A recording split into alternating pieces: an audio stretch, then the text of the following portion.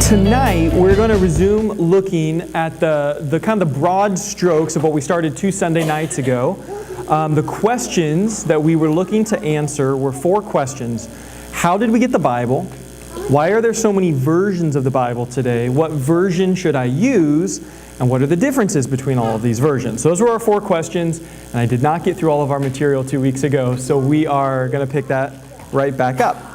So, what I was trying to explain last Sunday when we talked about this was that really we're only scratching the surface of a lot of different things. And my point is not for you to know everything about the transmission of the Bible and all the different versions and exhaustive information, but rather understand that the conversation exists and that these things are a part of things we should be aware of even if we don't exhaustively understand them. So I'm going to review quickly the broad strokes of what I think we need to know. And if you want to get some of the details, you can see the video from 2 weeks ago on our YouTube channel. Okay? So we started out talking about the fact that there are, we'll see if my, hey, all right.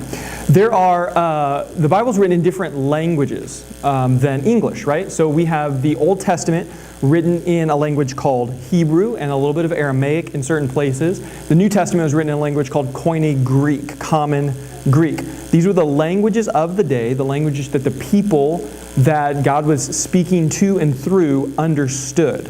So we noted Koine Greek was particularly important because that was the language the Roman Empire was using for trade language, and everyone kind of understood this. So people could now travel farther and meet more groups of people and interact with them because they all understood this one language in a way that they really hadn't up till that point in history.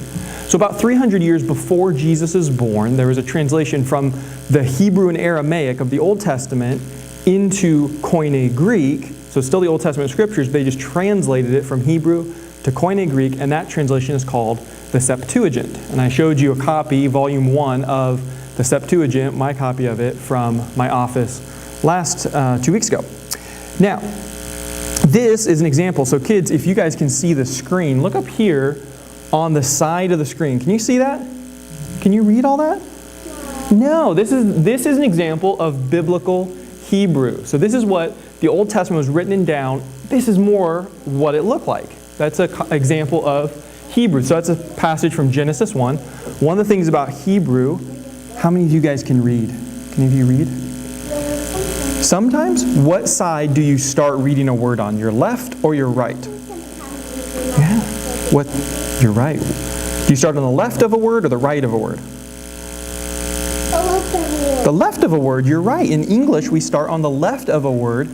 In Hebrew, you start on the right. So up on the top right corner, you can actually see the number 1 there, and you would read that right to left if you were reading this passage in Hebrew. Then there's Koine Greek, and this is an example of what Greek looks like. So everybody, can you see at the bottom over there? Does that look like English? Can you read those words? Yeah. You can? You're impressive. No, that's Koine Greek. At the bottom, you can't read those words because that's a different language. That's actually John 3:16 and 17 there on the screen. So these are examples of the languages that were used when the Bible was originally written. Hebrew, a little bit of Aramaic, and Koine Greek. Now, as we talked about last week, very early on, the church, as it was starting to grow, realized we needed to get the Bible from Koine Greek into other languages. As the gospel was spreading and people were learning about Jesus, hearing preaching about Jesus, they felt it was important for them to be able to read the scriptures as well. So in the first 900 years of the church, we have major translations occurring into Latin, Coptic, Ethiopic, Arabic, Armenian, Gothic, Georgian, Slavonic. These are all very early translations we have from Koine Greek into these other languages. Now, one really important translation we talked about last time was the Latin translation completed by a man named Jerome called the Vulgate. So I have a picture. Can you guys see my picture? This guy with the really awesome long beard, his name is Jerome. Can you say Jerome? Jerome, yeah. So Jerome translated the Bible into a language called Latin. That's an example of the Latin Bible there. Kind of colorful, little decorative items that are in most copies of the Vulgate that we have. And so this guy sat down in a cave with the Bible and translated it into Latin. And that became really important because Latin was the common language for people as time went on. So it went from Koine Greek to most people knowing Latin, and that was why the Bible was translated that way, so it became very important. This was, as I said last time, really the Bible. Most people, as time went on, only ever read the Bible in the Vulgate, in Latin. They didn't read it in the original languages.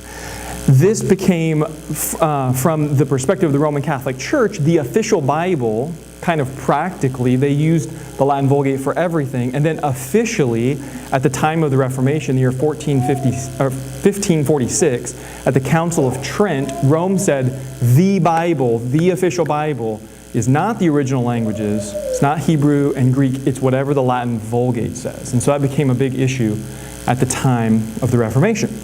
So then I mentioned two other people, and I've got more pictures for you guys. We mentioned one guy, his name was John Wycliffe. This is a picture of John Wycliffe. He looks kind of nice, doesn't he? Yeah, he looks like a nice guy. He was one of the earliest guys who translated the Bible into the English language. So Wycliffe translates into English, and it gains popularity, but because the printing press has not been established yet, when Rome tries to crack down on his translations and destroy them, they're successful in suppressing that. So his translations don't really take off. It's this guy. Can you see my other picture? William Tyndale. And we said there's a guy named William Tyndale. He lived about 100 years later. He translated the Bible again into English, and because the printing press was much more available, his copies of the Bible were produced in English language, sent into England secretly because they were illegal at the time, and people were able to actually read the Bible now in English for the first time. This changed a lot for people and their understanding of who God is and how they relate to Him as a whole. So our survey took us up to a very important translation that was completed in the year 1611, called the King James Version, or the Authorized Version of the Bible. This picture is actually the cover of a 1613 printing of the King James Version of the Bible. So you can see all the designs up there. Hey guys, can you see, kids, can you see all those pictures that are all up there on that Bible cover? Those are pretty cool. Bibles used to have a lot of decorative features in them, especially at the time of the Reformation. They were printed with these images and these designs that were really appealing for people to look at. Now I said last time, and I'm not going to go as long on the particular parts surrounding the King James, because we can go back and look at that video if you want to see that. But the King James was a good translation, but it was a product of its time. About 90% of the translation used in producing the King James was actually the work done by William Tyndale. It was his translation work that really predominantly made its way into the King James. He was a brilliant linguist. God used him in profound ways. But the biggest challenge we noted was he was limited in his access to the original manuscripts, the original writings, or the earliest copies of the writings. He did not have a lot to pull from. He had about 12 manuscripts that he was able to use because, as we talked about last time, he was on the run. They were hunting him. He's hiding, moving from town to town, trying to translate, but also stay alive. So that's part of one of the things we know with the King James. Now, manuscripts, when we talked about that, I said that's probably the hardest part for us to kind of get our heads around. All the rest of this is history. It makes sense. We can track with these stories. But when we start talking about the manuscript tradition, it gets a little more complicated. So the thing I noted that was important for us to understand is we do not have the originals of any of the books of the Bible.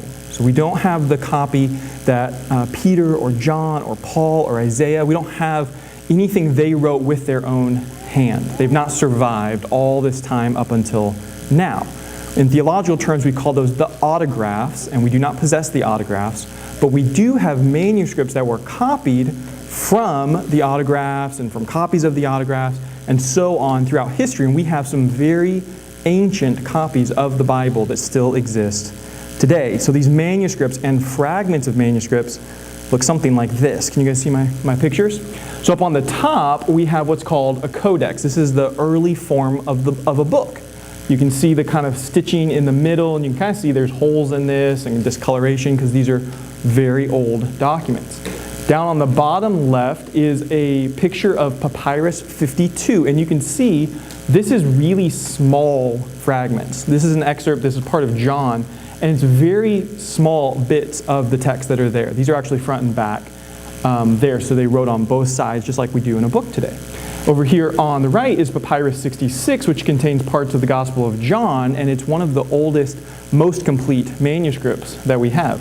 But if you were to go and try to find what did the early church have, they didn't have Bibles like this. We didn't go dig in the ground and find, oh look, there's a nice leather bound all together.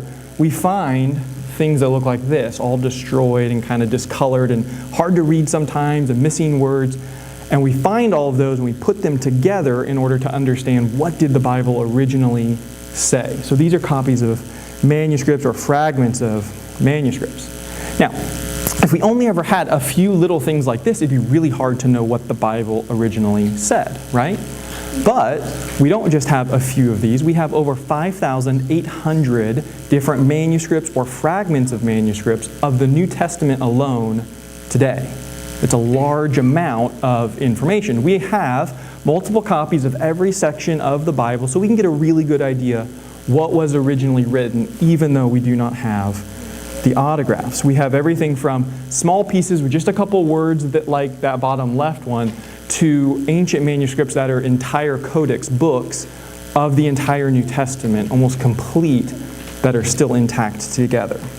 So what we talked about was how scholars were finding these manuscripts and they're using things like this, pulling that information together, writing new books with those Greek words in them so that you could have something more easily accessible, and those are called the Greek text. So the Greek text of the New Testament was used by looking at manuscripts, reading what that says, writing that out in a new copy so that we could understand and translate from that much more easily. So the Greek text, I showed you a copy of one of my copies of the Greek text that was, it's printed, physical. I said if I wanted to translate a new copy of the New Testament, I would go get that Greek text, open it up, and start to translate into English from that. That's what scholars do. They use text just like that.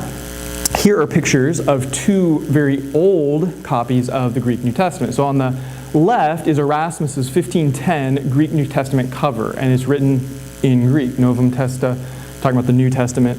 That's the left. The one on the right is Stephanus's 1550 Greek New Testament. You can see inside kind of what that looked like. So these are the texts that are being produced at the time of the Reformation, and the Reformers are using these to translate into other languages.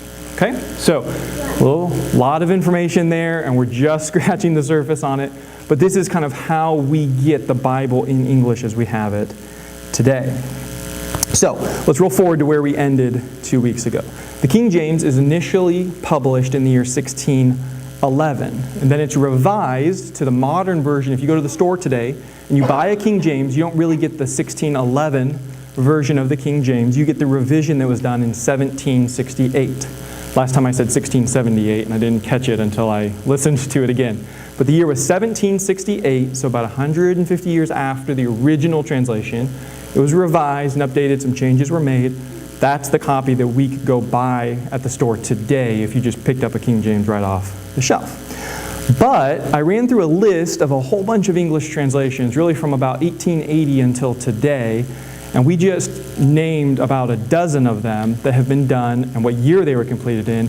The point was, we don't just have one type of English translation, right? We have many, many versions in English. So the question that we need to pick up on is, how do we know which ones are good, which ones are bad? So I was starting to say at the very end of our time that any translation work that you do from any language, so this is true from the Septuagint, 300 years before Jesus is born, up until any modern English translation, you have to make decisions in the translation process on how to best communicate what the original language says. No translation process is a simple word to word. So those of you who speak multiple languages, you know you can't just go, I want this word in English, it's that word in this language, and it's as simple as that, right? Context and phrases and idioms, all of this stuff will change the words you use to convey your meaning.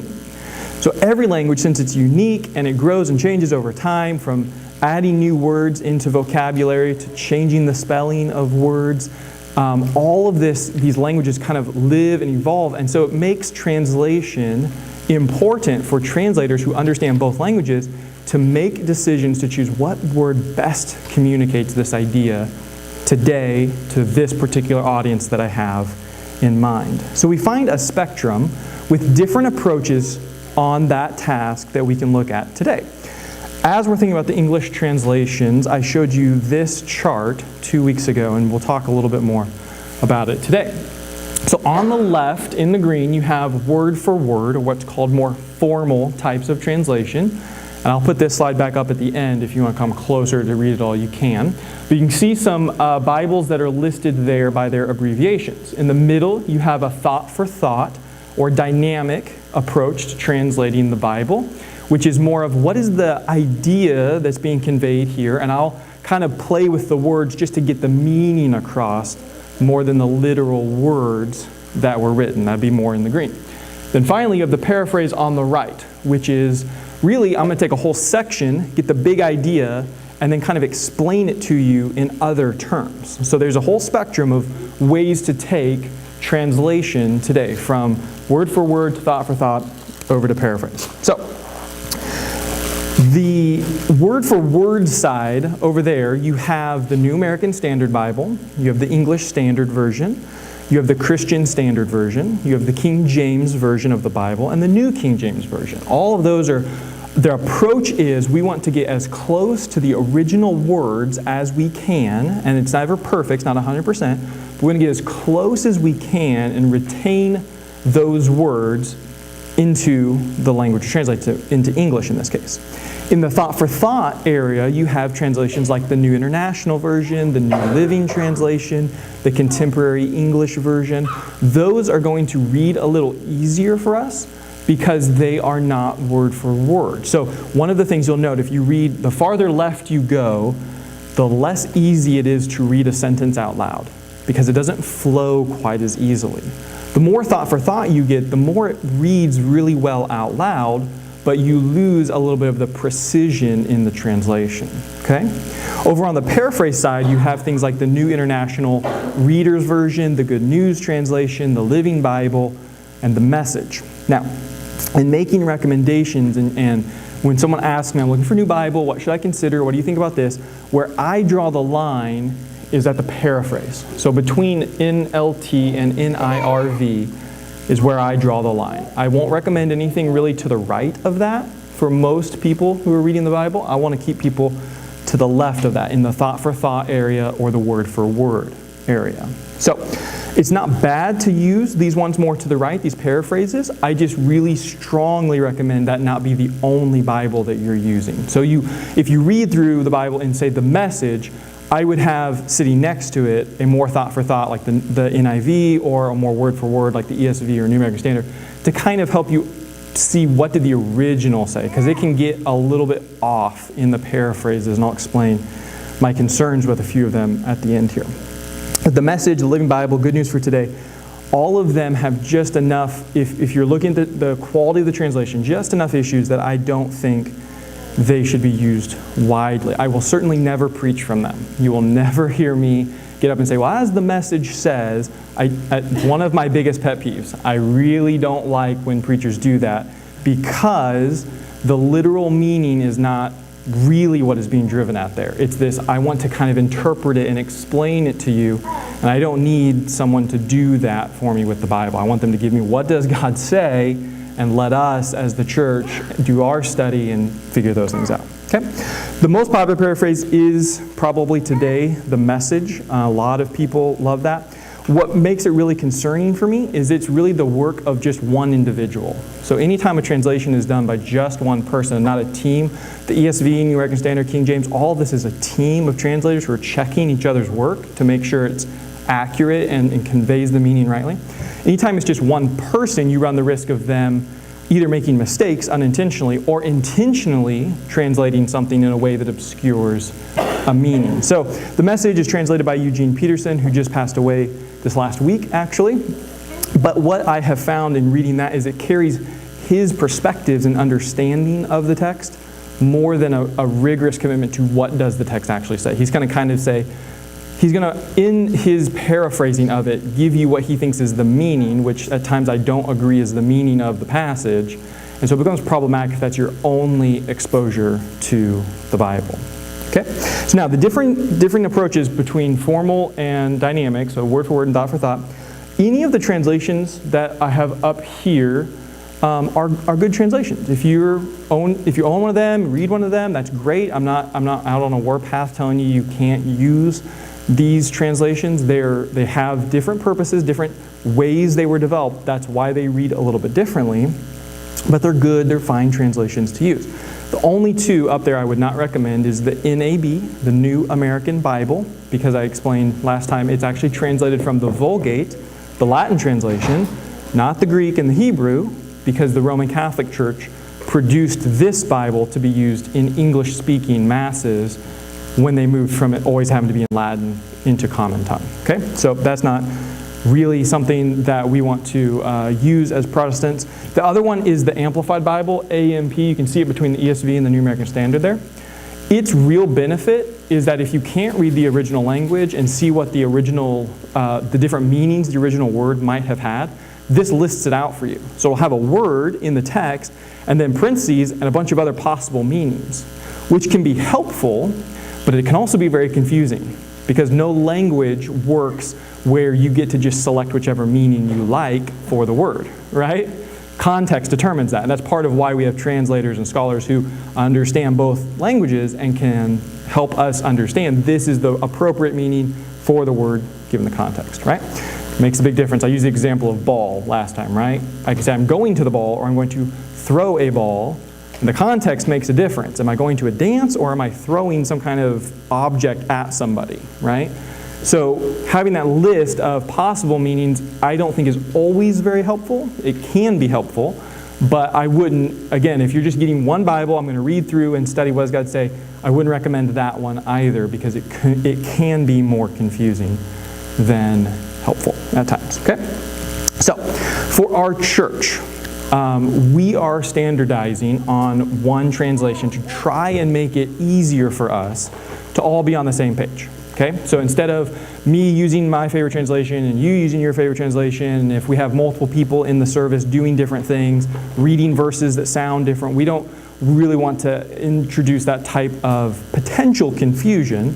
So we're going to standardize on one version. We are going to standardize on the English Standard Version of the Bible.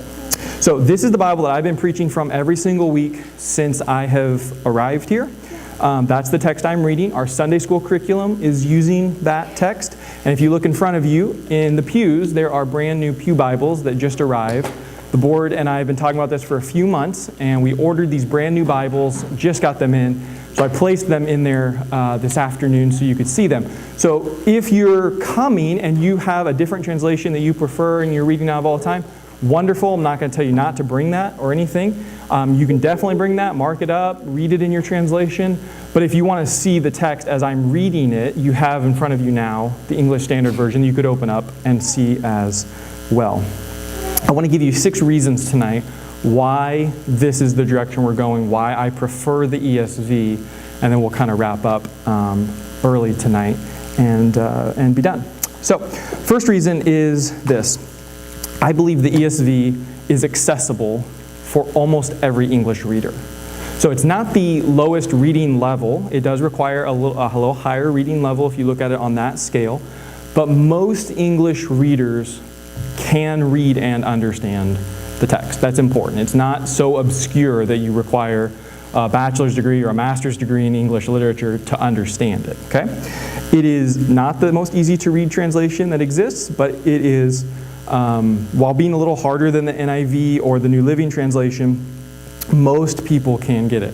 One of the concerns with the King James Version is that if you did not grow up with the King James Version, it can be difficult to jump into, especially later in life. So if you don't have that church background or you didn't grow up in a church that used that, a lot of people do find that hard to kind of dig into. It's not impossible, it's just harder for a lot of people. So that's one thing to consider. I'll talk more about the King James in a minute.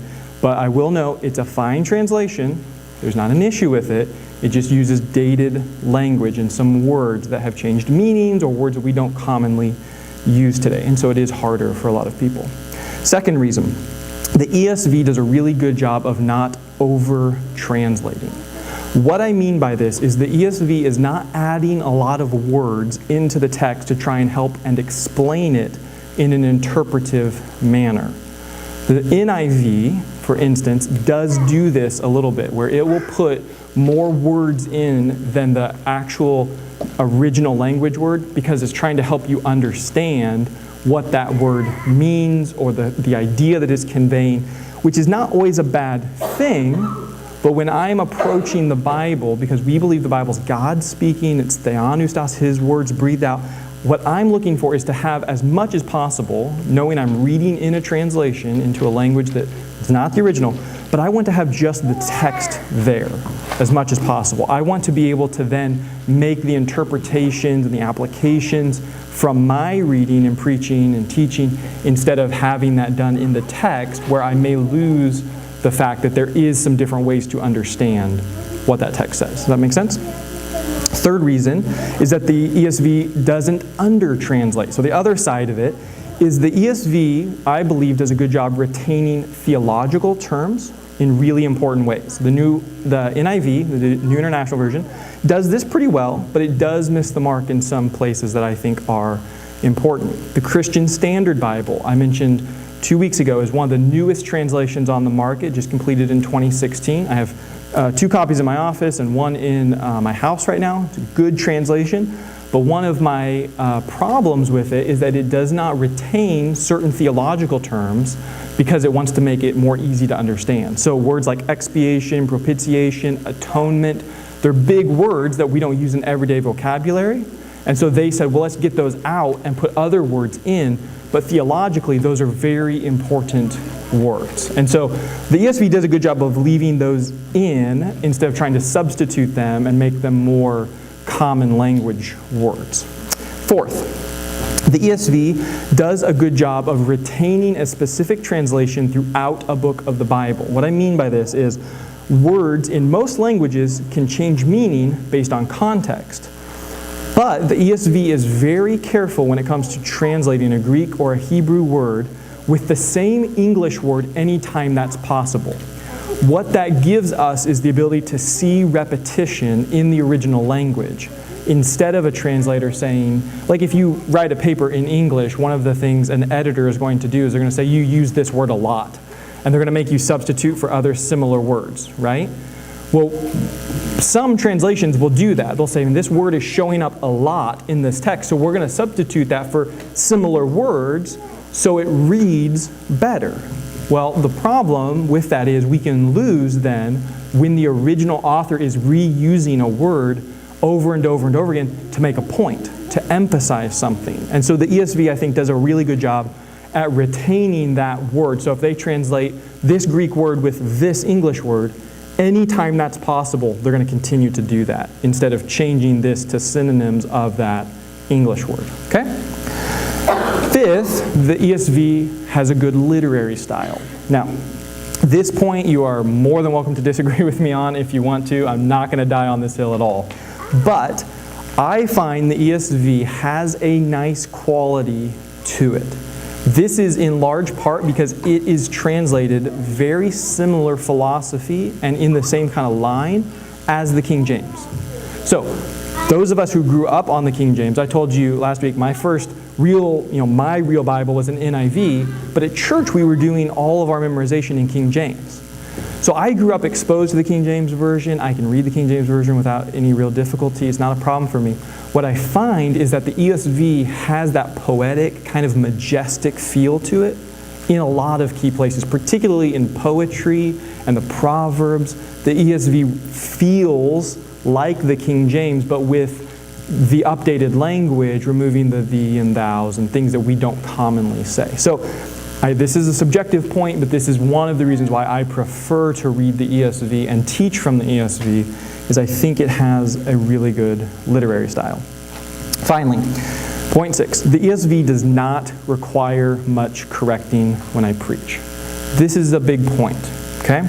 Terms are really well rendered in almost all of the key passages that would be a problem. I don't have to spend time when I'm preaching going into, well, this is what the ESV text says, but I don't agree with that translation. This is a better word, and explain my argument and get us off point of what does the text mean by digging into all the translation pieces of it.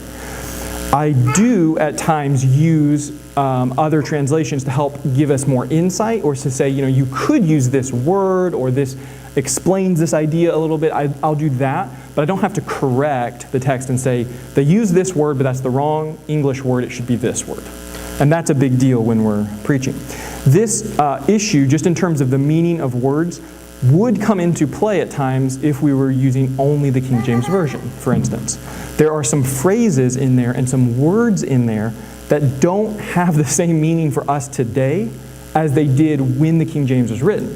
So those of us who grew up on it, we may understand perfectly, well, that's what the author meant. But if you're brand new to hearing the Word of God preached and you don't have that background, then it's my responsibility as a preacher to explain those words they may not know. And that can take more time away from us being able to deal with the text. So that's what I'm talking about here when I say I don't have to correct the text when I'm using it. This is an issue with some important passages on some kind of hot theological topics, if you will, especially with the latest revisions of the NIV and the CSB. There are some key passages that are very important for some doctrinal arguments that are going on right now that I think the translators of the NIV and the CSB kind of show their hand at what they think the verse means and include that into the translation. So if I was talking about those specific issues, I would probably have to go into, this is what I think this original Greek word means, and here's why, and get into those discussions a little more than if I just used the ESV when I was teaching that passage. Okay? So these are just 6 of my reasons for preferring the ESV in regular reading and preaching, and that's partly why we're going to use it here as our standard at the church. To be clear, though, the ESV is not the authoritative version of the Bible here. Okay?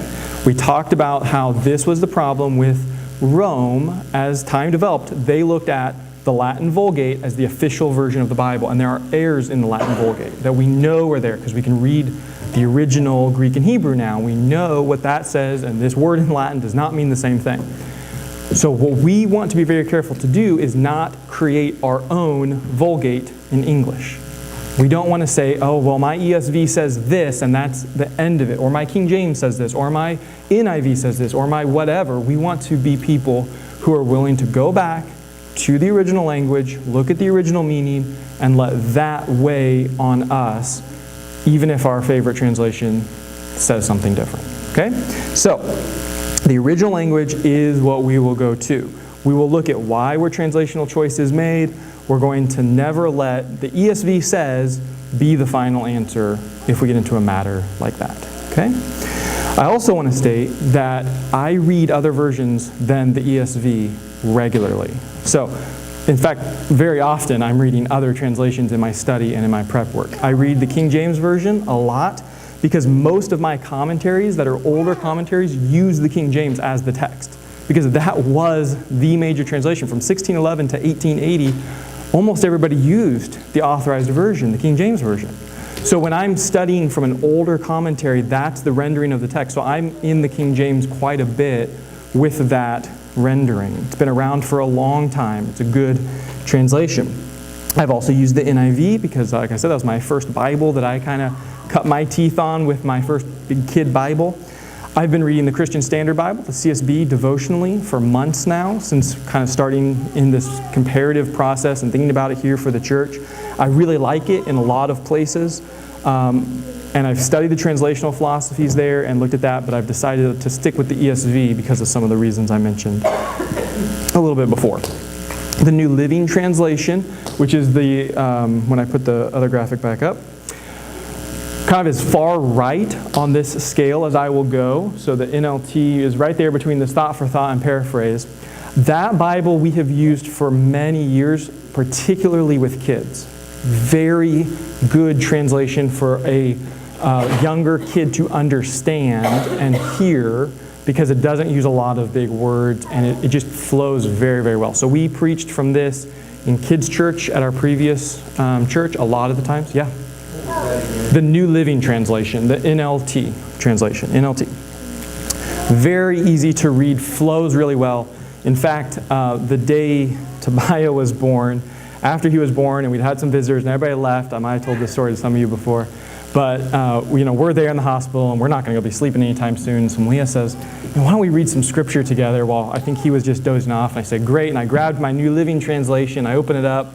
And I think she intended that we were going to read Psalms or something kind of encouraging. And I flip it over to the book of Romans. And I'm like, Romans 1, read all the way through the book of Romans. And we get done and she goes, oh, that was great. We should read a little bit more tonight. Oh, okay, great. I flip back, Romans 1 again, start reading through it. She's like, how about we go to something else, like Psalm 119 or something. I'm like, oh, sure, yeah. So it's a good translation. We've read it for a long time, really enjoy it. It is as far kind of right on the scale here as I will go. But if you're looking for something a little easier, especially for kids to use, this is a good one to go to. The New American Standard Bible, NASB, which is as far over to the left as you can be without an interlinear, which is going to have an English translation and the original language side by side. That's what an interlinear does. The New American Standard Bible is one that I also use regularly. So if I'm going to look at the ESV, the New American Standard, the King James, pretty much any time I'm going to dig into a text, I'm looking at those three. I actually preached from the New American Standard for a while, but I switched to the ESV many, many years ago because it reads a little bit smoother in English because it's a little farther to the right. The sentence structure is just a little easier in there. So I don't want you to get the 6 reasons I laid out tonight and end up thinking any other translation is bad, because I'm not saying that. I'm not telling us that we shouldn't use any other translations. I'm saying these are the reasons why I prefer this particular translation, why we'll be using it here, why it's now in the pews in front of us. But if you find the NIV, the New American Standard, the CSB, or the King James to be more preferable for your personal reading of the Bible, use that. I have said repeatedly for a long time, my concern is that you are reading the Bible. So if you are going, I'm fine with hearing the ESV at church, and I understand it, but I just don't find when I sit down in the morning with my cup of coffee and open it up that it reads as well as my King James or my NIV or whatever. I just don't get as much out of it. Then go use one of those other translations. Okay? Read the Bible. That's what I want. This is why I am using this translation. This is why we're using it here. But it is not to say this is all you can ever use. Okay? I'm personally convinced that if you stay more on the left of this scale, you will have a better indicator of what the original language is actually said, because it's more literal word for word. Okay, so I think the New American Standard and the ESV most of the time are going to be your best options if you really want to study and dig into that. For a little easier reading, the CSB, the NIV, or the NLT are all going to be good options for you to take on, especially if you just want to go through, read the Bible in a year. You may find it easier in one of those translations more to the right on the thought for thought. Okay? So, I don't recommend paraphrases, Message, Living Bible, Good News for Today. I don't recommend those. I think you'd have to be really careful in using those for deep study, so I'm not going to recommend those. But if you go with the ESV, the New American Standard, the NIV, the King James, the Christian Standard, or the NLT, you've got a lot of options there, covering a broad spectrum of translation philosophies. And I believe if you're reading those, even reading them side by side can be very, very helpful. You will get a good feel for what God is actually saying in the Bible. Okay? So I think I've answered our 4 questions. If you have more specific questions on any of this, I would love to answer those. I can dig into any of those pieces more and explain those more. If you didn't hear part 1 of this, I would recommend you go watch that video, or you can ask me those questions and I'll tell you all that stuff again. But that will help fill out a little bit more of both the timeline and the King James translational philosophy and some of the manuscript stuff, because we spent a lot of time there 2 weeks ago. All right, let me pray, and then we'll dismiss for tonight. We're a little early even, and so that'd be great with the kiddos. They're all done coloring. I want to see your guys' pictures whenever you are all done. Silly. And And we're going to pray, and then we'll all be around if you have any questions, okay? So, Father, thank you for the Word. We thank you that tonight we have so many options in our language of English that we can read the Bible and we can hear from you through these translation efforts. Thank you for the time we have had tonight, the energy we have had to spend in thinking through how it is that today we have the Bible in our language. And some of these concerns and these conversation pieces that we're at least now aware exist, so that as we're out talking with others or reading other literature, we're not surprised when someone makes a claim based on some of these arguments that the Bible is not accurate. We have great confidence in the Word of God and good reason to have that confidence. So Lord, I pray that as we go, what we leave here tonight with is a deep conviction to be people of the Word, to get a copy of the Scriptures in our language and to read them, to study them, to hear from you through what you have said. We thank you for our time together tonight. We ask that you would bless us as we go. It's in your beautiful name that we pray. And all God's people said, Amen. Amen.